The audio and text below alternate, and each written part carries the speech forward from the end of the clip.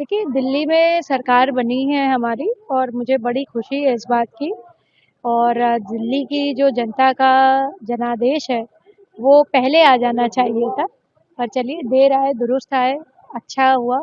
और मैं समझती हूँ भारतीय जनता पार्टी का जो मोदीमय विकास है, वो बहुत अच्छी बात है कि सबका साथ, सबका विश्वास और सबका विकास, ये तीनों चीज़ें एक साथ हुई। और आदरणीय प्रधानमंत्री जी का जो विज़न है, उसकी परिपूर्णा मैं समझती हूँ कि जो परिकल्पना है और उसकी जो है एक विश्वास है लोगों के मन में कि आदरणीय प्रधानमंत्री जी जो बोलते हैं, वो करते हैं। उसके विपरीतार्थ आप देखिए अरविंद केजरीवाल जैसा व्यक्ति, जिसका जो है किसी प्रकार का मैं कहूँगी चरित्र ही नहीं है।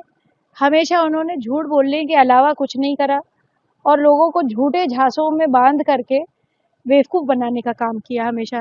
तो इसीलिए दिल्ली की जनता का जो विचार था, वो भाजपा के प्रति हुआ और भारतीय जनता पार्टी की सरकार बनी है। मिल्कीपुर में ये खबर है 61,000 वोटों से ज़्यादा विजयी भारतीय जनता पार्टी, जैसे ने आपने बोला था। मैं मिल्कीपुर की जनता को बहुत हृदय से धन्यवाद देती हूँ कि पूरे मिल्कीपुर में राम लहर है। मैं खुद भी गई थी प्रचार के लिए, मुझे बड़ी खुशी है इस बात की कि जो है सभी मेरे प्रचार से जो है सभी भाई-बहनों ने जिन्होंने मुझे आश्वासन दिया था कि हम वहाँ के कैंडिडेट को भारतीय जनता पार्टी के जिता के भेजेंगे, आपने मेरी लाज रख ली, आपने पार्टी के लिए बहुत सम्मान का काम किया है। मैं सभी जितने कार्यकर्ता हैं, जितना नेतागण हैं, वहाँ लगे थे पार्टी के प्रचार-प्रसार में। भारतीय जनता पार्टी के समस्त लोगों का धन्यवाद देती हूँ, जनता का धन्यवाद देती हूँ और हृदय से कोटि-कोटि धन्यवाद देती हूँ। समाजवादी पार्टी सवाल खड़ा कर रही है मिल्कीपुर को लेकर, शासन प्रशासन को लेकर, सरकार को। देखिए, विपक्ष हमेशा इस प्रकार के भारतीय जनता पार्टी की छवि धूमिल करने पे मुझे लगता है बड़ा आक्रामक तरीके से लगा रहता है, परंतु इससे कुछ होगा नहीं। जनता का जो आदेश होता है, वो सर्वोपरि होता है। जनता जनार्दन होती है। आज माघी पूर्णिमा है, तो जनार्दन का दिन है आज। और जनता का जो भी आदेश होता है, उसको हमें अपने सिर माथे पे लेना चाहिए। ये नहीं कहना चाहिए कि प्रशासन है, हमें अपनी भी कमियां देखनी पड़ेंगी अगर हम उस जगह पे क्यों नहीं जीत करके आ रहे हैं। तो ये विपक्ष ने हमेशा किया है और इस तरीके के झूठे आरोप लगाना कि प्रशासन नहीं था, ईवीएम खराब थी और इलेक्शन कमीशन को उल्टी सीधी बयानबाजी करके, देश देखिए कानून से चलेगा, देश जो है इलेक्शन कमीशन से चलेगा, देश इस व्यवस्था, इस लोकतांत्रिक व्यवस्था से चलेगा, आपके अजीबोगरीब बयानबाजी पे नहीं चलेगा। चुनाव आयोग को सफेद कपड़ा भेंट करने की तैयारी कर रही तो बहुत गलत बात है। इस तरीके के मुझे लगता है देश की छवि और देश के मैं समझती हूँ इंस्टीट्यूशंस को बहुत जो है इस तरह से कह करके आप देश का अपमान करते हैं, कानून का अपमान करते हैं। है। कुंभ में 40,000 करोड़ लोगों ने दर्शन की पूजन किया, स्नान किया और आज माघ पूर्णिमा को काफी रामनवमी अयोध्या में, बनारस में, कुंभ में कैसे दिखते हैं?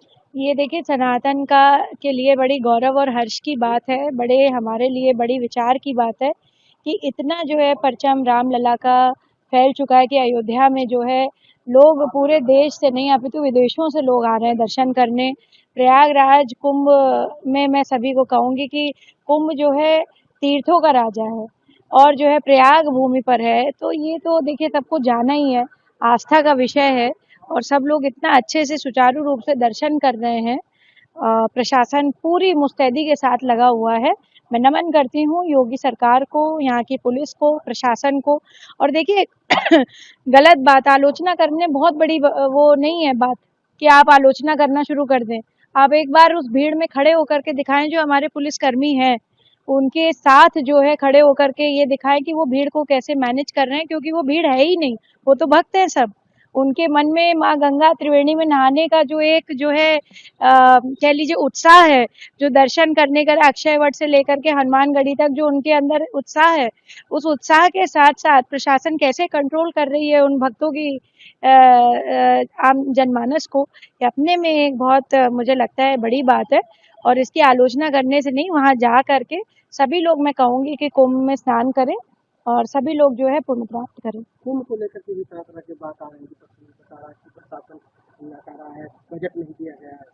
देखिए, अब इस तरीके की बेकार की बातें हैं, ये सब विपक्ष का कोई काम नहीं है। वो खुद ही आकर के सब लोग एक-एक करके, कोई छुप-छुप करके नहा रहा है, कोई खुले तौर पे स्नान कर रहा है।